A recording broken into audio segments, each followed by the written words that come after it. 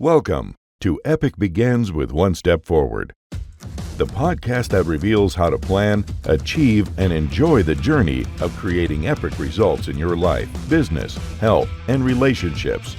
Here's your host, best-selling author and motivational speaker, Xander Sprague.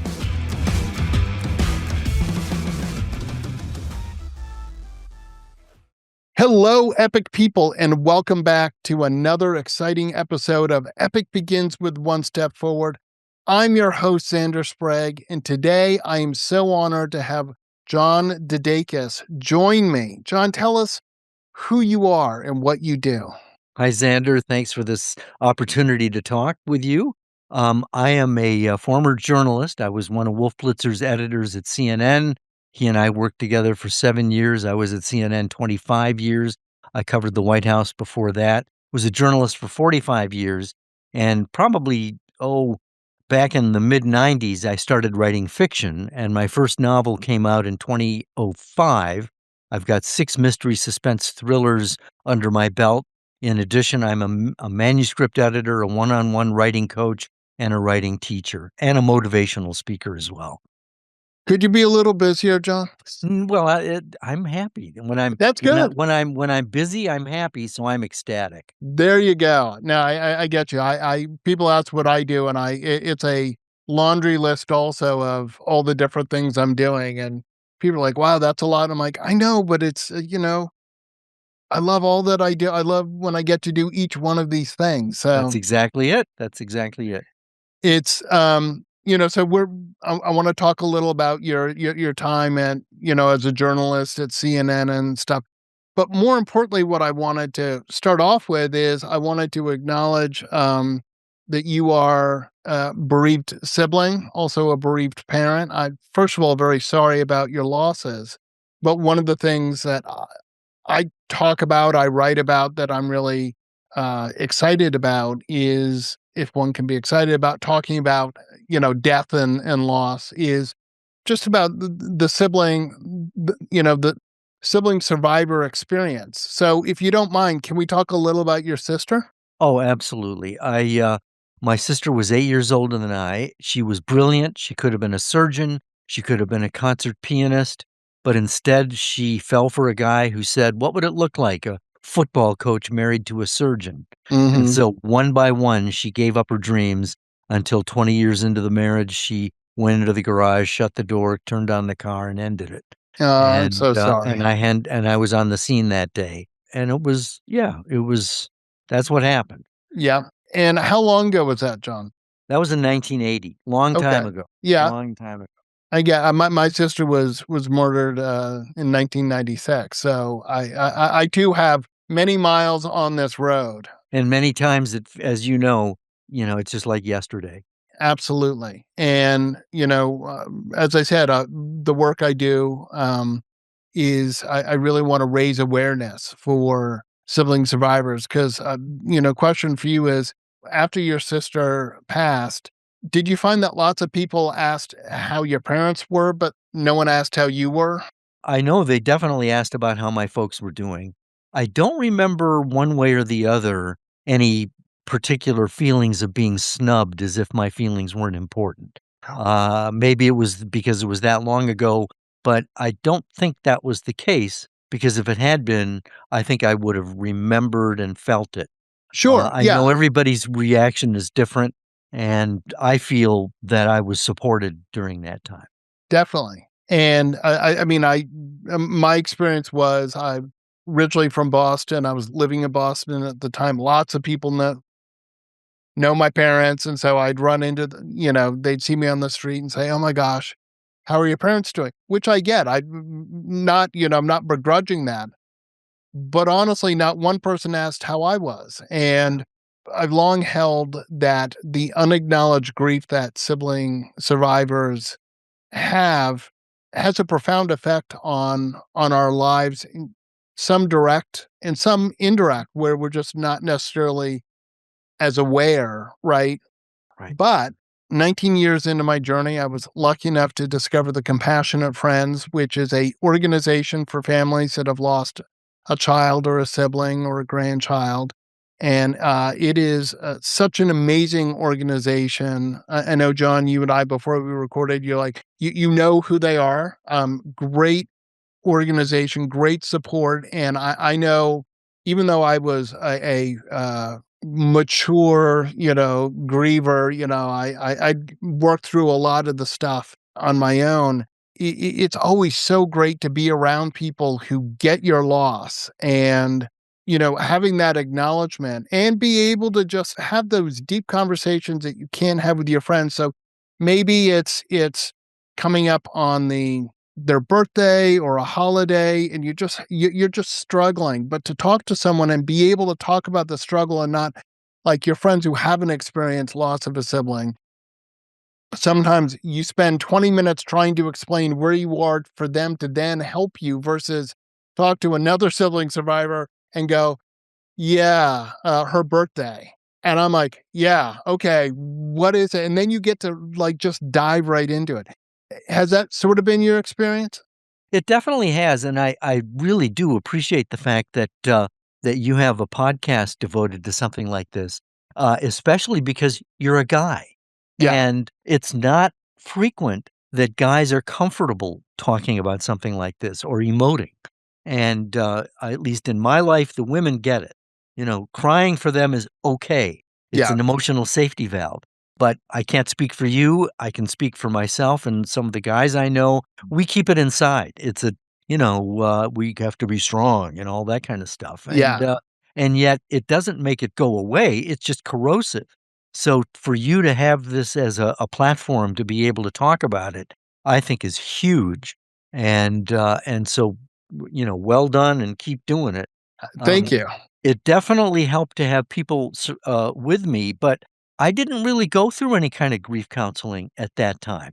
My wife was very supportive, but I was pretty much on my own. And the only advice I got, which was good, somebody said, move toward the pain. I had no idea what that meant. I didn't know what that meant for another 40 years. Yeah, But that was good advice, and I ended up doing it sort of almost inadvertently, partly because I was a journalist and we moved toward the pain because that's the job. yeah, totally. And it that is good advice, which is the way we move our way through grief, through our loss. I'm sure you heard this. If you were sad or you were talking about your sister, and someone goes, "Well, aren't you over that?" Well, I can tell you, I'm 30 years in, and I'm never going to get over Yeah, losing Lucy. I'm working my way through it. Some days better than others. right. Most days better than others. But yeah, we all have those moments, and we have those. I call it the stop in your track moment, where all of a sudden the finality of their death, the completeness of their death, just stops you in your tracks. Maybe just for a moment, but there's that thing where you're like, I will never talk to her again. Like, every day I talk about Lucy. It's part of the work I do. So, but there are those moments where they just sort of stops you, and you're like, holy crap, they're dead. That's Well, and you've just hit a nerve because January 7th was my sister's birthday. Oh, And so we're a week when we recorded this, it's about a week ago. yeah, And she was 38 when she died. She would have been 84. Look at that big gap of yeah, years. She never knew any of my kids. We found out that we were pregnant with our first kid the week that Georgia died. And so the thing about suicide is I think a person has so much tunnel vision, they're only thinking about, the immediate pain that they're going through, and they forget somebody's got to clean you up, get you off the scene, and the ripple effect is going to be pronounced and forever.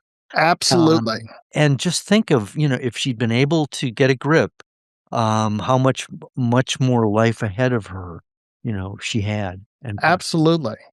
And I'm also aware that unfortunately you lost your son to drugs or Yep. substance abuse, Yeah. and that's really hard. Um, do you have other children, other living I children? I do. Our son Stephen died of a heroin overdose in 2011. He was 22 years old. and he has two older siblings who are 5 and 8 years older than he was, and and it's been tough on them because we were all tight, and he was Yeah, absolutely. he was a funny kid, a creative guy, and it's such a staggering loss to experience something like that. Yeah, I mean, look, I can't begin to imagine. I'm a dad myself, but luckily, knock on wood, both my daughters are still alive. I can't imagine what my mom and dad went through. My mom still goes through. But one of the things that I think was really helpful for my family is I like to say we celebrate the rainbow that was Lucy's life and not just focus on the dot at the end. And I think that's so important with loss to sit there. You're not ignoring it, but your son was alive for 22 years. There's all kinds of fabulous color that was his life, that the 38 years that your sister was alive. And one of the things that we did is we have a charitable gift fund, and we do good things in Lucy's memory. And I can tell you, John, it feels so much better to do positive things in Lucy's memory and make a difference for other people, other nonprofits, than just say, she got killed. Yeah. It's terrible. It is. I'm not ignoring it, but I'm also really not ignoring the fact that for 30 years, I was 28, so 28 years I was around, I had an older sister. There were many things. I don't canonize her. I mean, you may have found this that when someone dies, all of a sudden You don't they even get recognize. canonized, like they never do anything wrong. I don't Right, know about you, right. but I love Lucy, but she was not always the nicest person to me, and there were days where she was downright just nasty. Mm, I tell those stories, my family tells those stories because that is the whole person. I don't know, it's somehow they die. "Oh, you can't say something bad about them." I'm sure your sister had days where she wasn't particularly nice to you, John. sure. Well, it was more the other way around. I was Well, probably okay, not but so nice to her. yeah. Well, but that's part of the sibling I was the dynamic. bratty little brother. Exactly, exactly. But, you know, do you do anything to celebrate or honor your son or your sister? Nothing. I mean, I think probably the most conscious thing I do, one is I write novels, and my protagonist through the course of the 6 novels I've written has gone through grieving experiences, and Oh, so good. I'm basically, working through my grief through my protagonist, and I teach writing workshops on how to write as a way to heal from grief. And so I think it's honoring them to acknowledge what happened and to, in a sense, give people the tools that they can use to move forward in their lives. I think that's the way I would celebrate it. Celebrate is probably not the right way to put it, but Well, but no, I think it acknowledge celebrates. it. I think celebrate isn't a bad. Look, we're talking about death, but it is bad, but it doesn't have to be terrible. And one thing, I guess the mental health professional in me looks at the whole thing, and I have to say that here in the U.S., we do not deal with death Oh, man. at all. We treat it as if it's the most communicable disease in the world, and that you experience death, John. So if I talk to you about it, I will catch it. It will rub off on me. And my experience when I lost Lucy, everyone knew about it. It was on the news. And I went back to work. And there are people who would come past my cube, and they'd pause, and then they'd move on. Oh, jeez. And Oh, man. I'm a highly social person, so, like, you're killing me here, right? So I put up a Yeah. sign outside, it said, "It's okay to talk to me."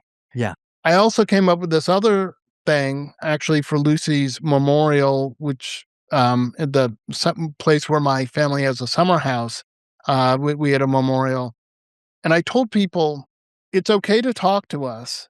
You don't have a miracle sentence that will make it better for me, and I don't have a miracle sentence for you, but that's okay."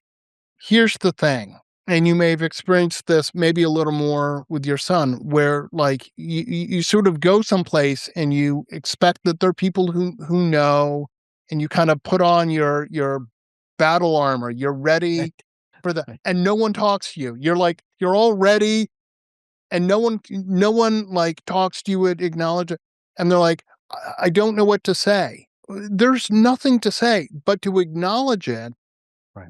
has a profound effect. The fact of the matter is there are people who knew your sister, who knew your son, and they too were feeling the loss. That whole acknowledgement of I see that you are sad too. Let us sit for a moment and acknowledge that has a profound effect. I never understood why we had receiving lines in funerals. I thought, what kind of sadistic hell are we, going through?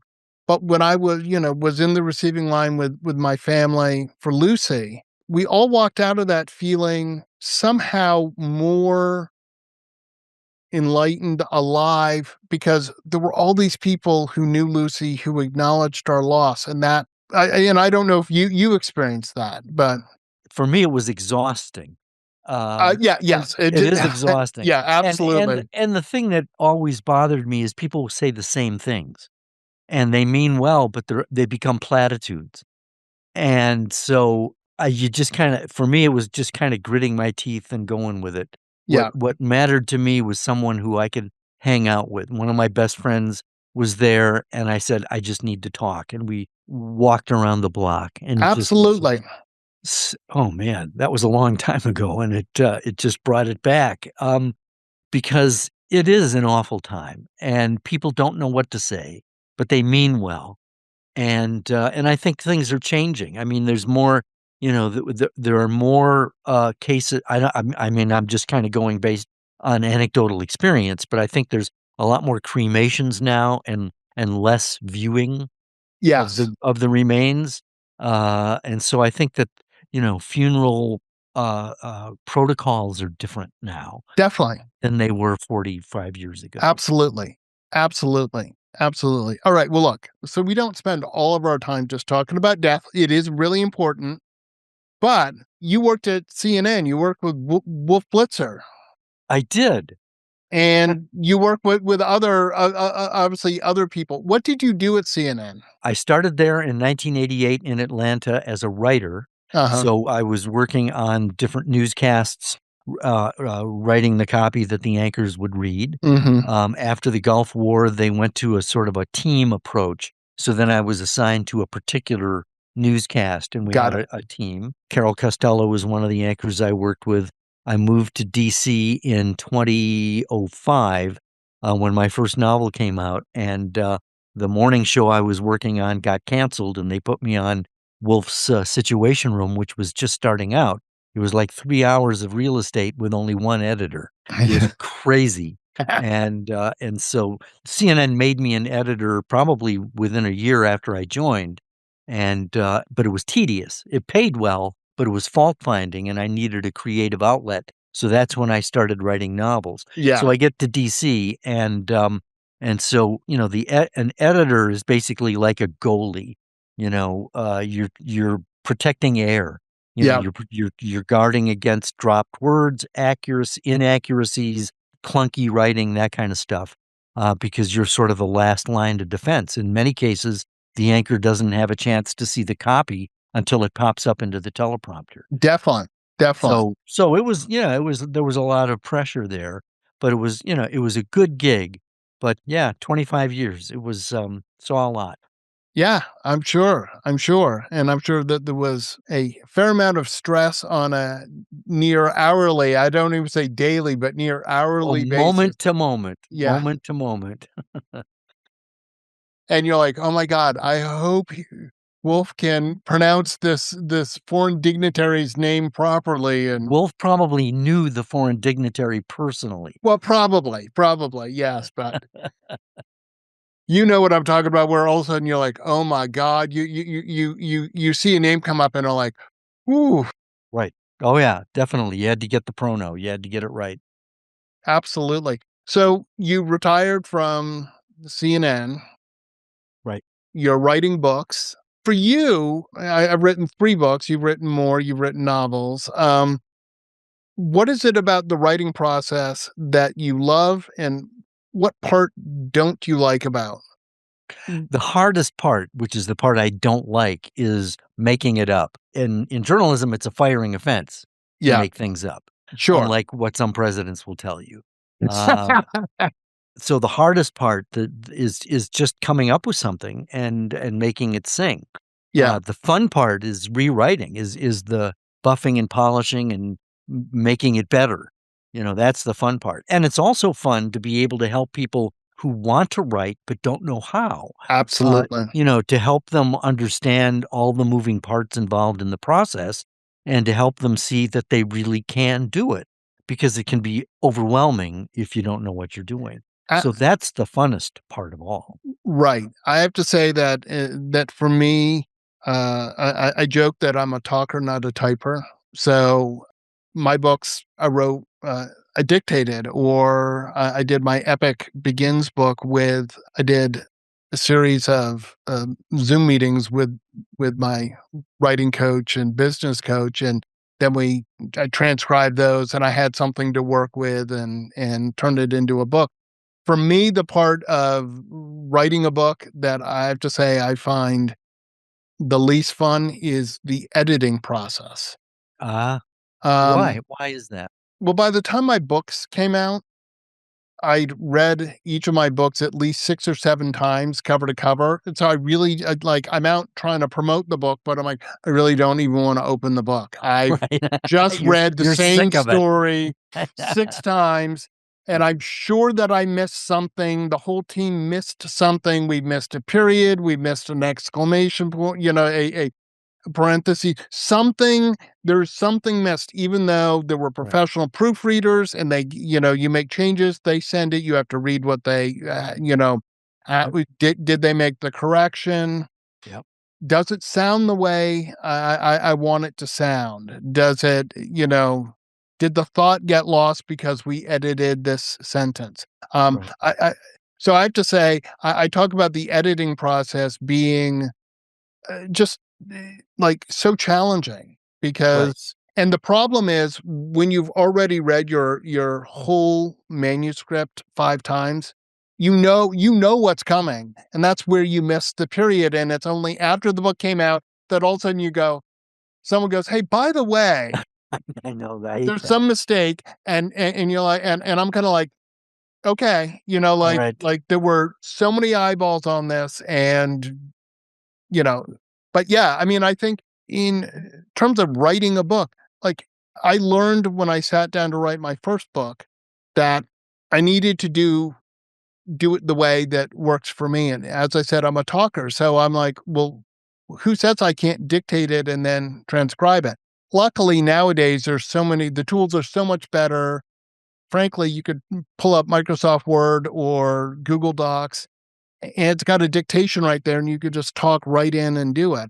I was talking into a tape recorder, and then I had to hire a transcriber, but that worked for me because then I could get all my ideas out. I was joked in school because I hated writing and wanted to get it over as quickly as possible. I knew the material. Had I been able to take my exams as oral exams, I probably would have had much higher grades. Yeah. Yeah. Yeah. But I'm, really proud of the books I wrote, and the writing process can be fun. You're right. I think structure, no matter what you're doing, is important. When you want to write a book, just like a school paper, have an outline, have an idea of what may not turn out that way, but at least have an idea of what you want, what each chapter might be about. Well, and then when you go back and read it, you already have in your mind the gold standard of what a good book is. Yeah. And so when you're looking at it fresh, you'll see the shortcomings, you'll see where it flags and the pacing isn't good. But that's the rewrite process. That's where you can make it better. Well, I like to say that when I talk it out and then it gets transcribed. Now I have some clay to work with, and I can. It's a steaming pile, but it's still. Well, yeah, it is. When you dictate it, you find out that when your words are put on the page, that they're incredible run-on sentences. There are sentences that start at one place and end with a completely different idea. Makes sense when you're talking, but when it's written down, all of a sudden you're like, wow, that is not going to work. Right. Exactly. I know what I intended. Yep. So, definitely a very interesting process to go through. And once the book comes out, it's great, But as I said, it probably was, a month or two where I'm like, yeah, I just really don't even want to open my book because, I know what that chapter says and I don't want to reread it. And for me, it's when I'm looking at the blank page and decide, I think I'll take a nap. Yeah. Yeah. But again, I think the structure helps. It sounds like that's what you're doing, is help people understand what the process can be. Exactly. And understanding that what works for you, what works for me, may not work for someone else. There isn't just one way to write a book. I put that in quotes for those of you listening. It's getting your ideas in some way, shape, or form onto paper that you can then mold from the steamy pile into the gold standard that you talked about. Well said. Have you considered writing? Yeah. I've considered talking. Right. That's great. John, how can people get a hold of you? What if they want help with their writing? Probably the best way to do that is through my website, which is my name.com, JohnDeDakis.com, JOHN, D as in dog, E, D as in dog, A, KIS as in Sam, JohnDeDakis.com. It's got my books on there, my upcoming events. I do a lot of teaching online, motivational speaking. You can get a hold of me for that. There's also plenty of portals in there where you can send me an email. Anything you're interested in, it's there. That's awesome. Well, John, I want to thank you so much for coming on. Really an epic conversation.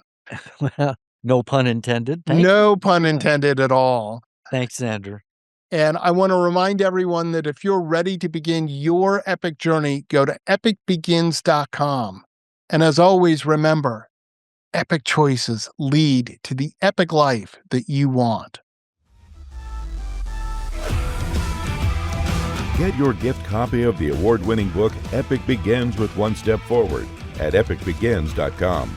That's a wrap on this episode of Epic Begins with One Step Forward with your host, Xander Sprague, best-selling author, internationally acclaimed public speaker, and licensed professional clinical counselor.